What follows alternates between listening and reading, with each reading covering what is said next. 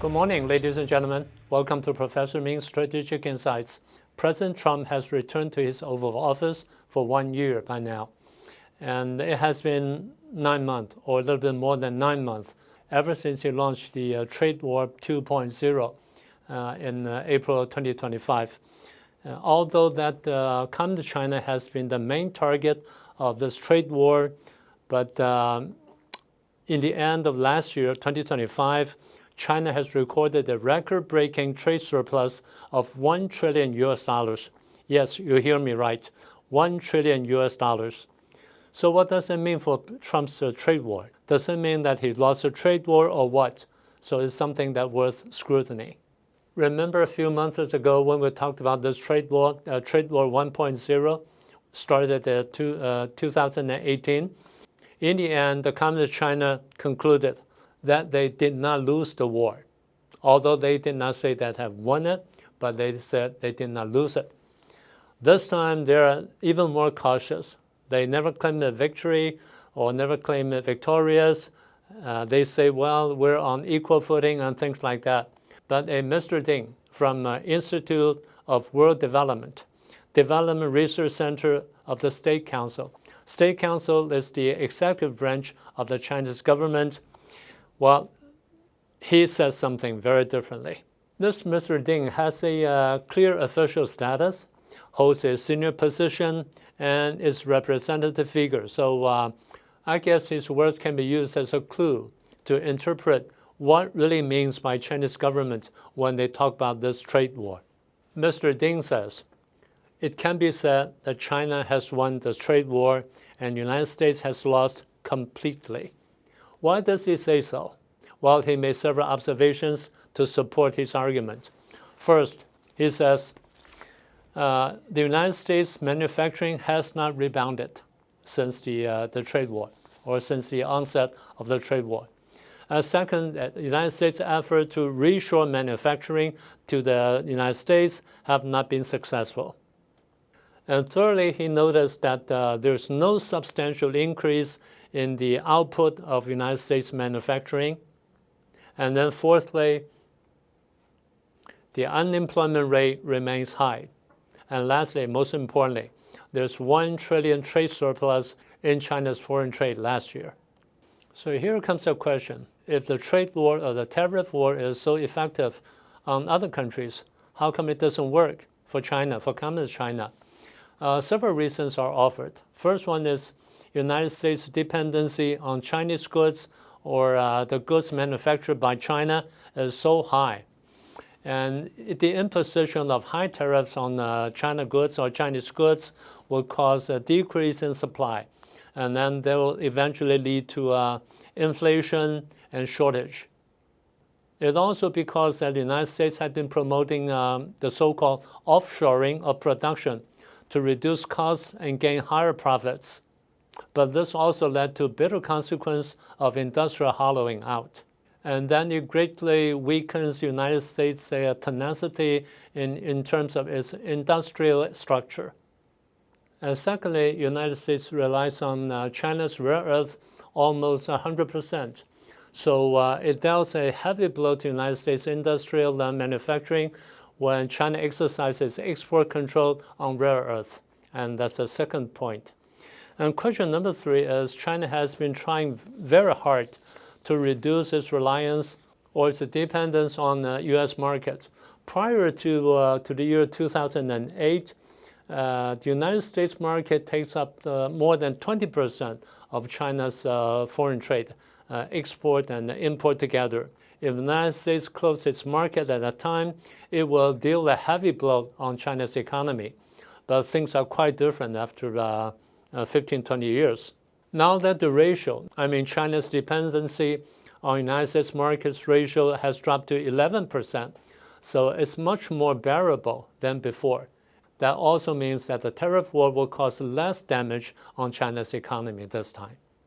And for compensation, China has shifted a good part of its export volume to countries on the Belt Road program, or Belt Road Initiative. It takes up more than 47% of the total export volume.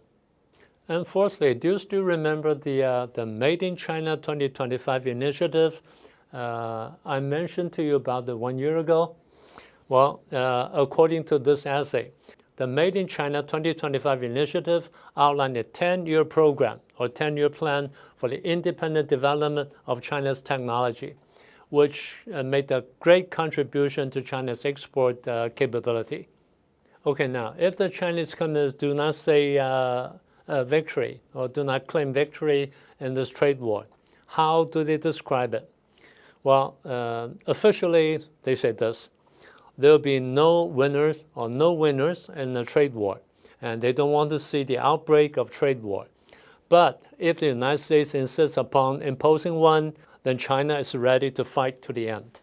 They refrain from declaring victorious or victory, and on the other hand, they say it's important to maintain their own position or to exercise patience.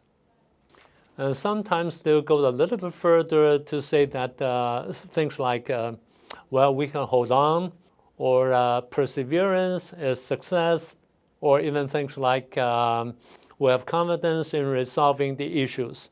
So that also means, well, we are on the winning side, although they say it quite indirectly.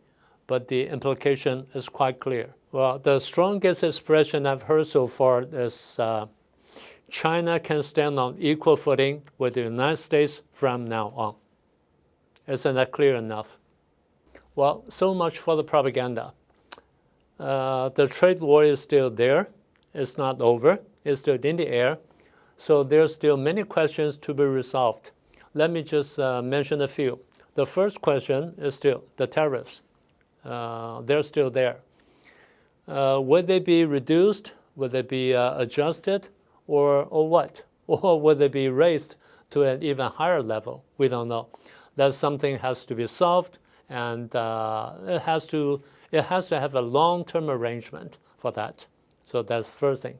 The second thing is the export control of substance or material or even products of strategic significance, such as rare earth or high-end chips or dual-use equipments. It applies to both countries, on the China side and also on the United States side. The third question is the non-tariff barriers, such as the regulatory systems.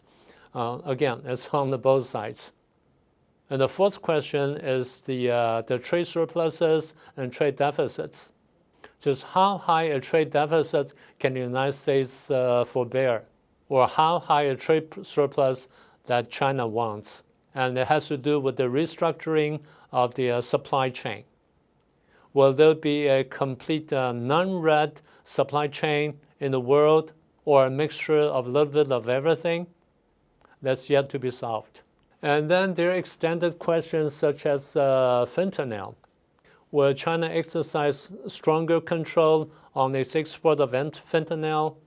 Or will the United States impose even higher tariffs on fentanyl-related material against China? So all these are problems remain to be solved in the future.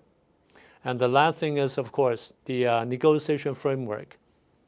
What kind of framework or what kind of arrangement will there be for negotiations in the future? So, it's no easy task to claim a victory or a conclusion to the trade war between the two countries. But before we conclude today's discussion, there's one more point I'd like to make. Remember the Taiwan issue? The point is, will China try to bundle the Taiwan issue with the trade war or with the tariff war? For instance, when President Trump visits Beijing next year, and Xi Jinping tells him by saying that, look, I'd like to make some concessions to you in trade war. If you can alter your wording a little bit on the Taiwan issue, well, forget about do not support Taiwan independence. Can you say the United States opposes Taiwan independence, and I'll make a big concession to you? How does it sound to you? Well, imagine, if you were in President Trump's shoes, how would you respond?